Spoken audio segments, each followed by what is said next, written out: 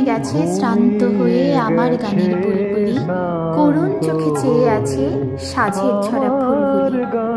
এ গানের নেপথ্যে রয়েছে এক কবি ও পিতার বিষাদের গল্প। কাজী নজরুল ইসলামের প্রথম ছেলেটির নাম ছিল অরিন্দম বুলবুল। তিনি তার শিশুপুত্রকে সঙ্গে নিয়ে বেড়াতেন। বড় বড় মজলিসেও তিনি নিয়ে যেতেন তার খোকাকে।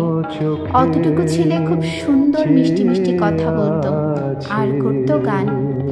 এই শিশুটিকে পেয়ে কবির ছন্নছাড়া জীবন যেন কিছুটা শৃঙ্খলাবদ্ধ হয়ে উঠেছিল।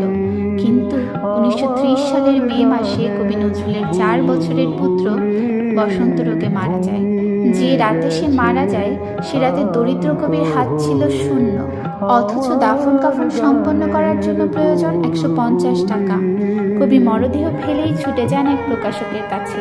নির্মম বিধি বেশি নাকি প্রকাশক কে জানে। তিনি কবিকে শর্ত দিলেন তাকে গান লিখে দিতে হবে, তবেই তিনি নজরুলকে টাকা দেবেন।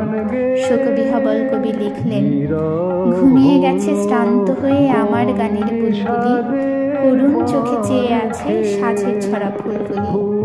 তাৎক্ষণিকভাবে লেখার আশ্চর্য প্রতিভা নজরুলের ছিল। এই গান লিখে দিলে প্রকাশক তাকে 100 টাকা দেন। নজরুলের যেহেতু 150 টাকার প্রয়োজন ছিল, তিনি প্রকাশককে টাকা আরো একটু বাড়িয়ে দেওয়ার অনুরোধ করেন, কিন্তু প্রকাশক দিতে চাচ্ছিলেন না। তখন কবি আবার একটি কাগজে লিখলেন, শূন্য এ বুকে পাখি মোড়ায় ফিরে আয় ফিরে আয়, তোরে না হেরিয়া সকালের অকালে ছড়িয়া যায়।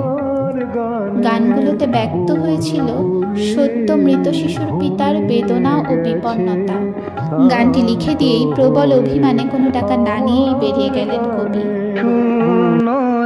বুকে পাখি মোরায় ফিরে আয় ফিরে আয়, শূন্য বুকে পাখি মোরায় ফিরে আয় ফিরে আয়, তোরে না হেরিয়া সকালের ফুল অকালে ঝরিয়া যায়।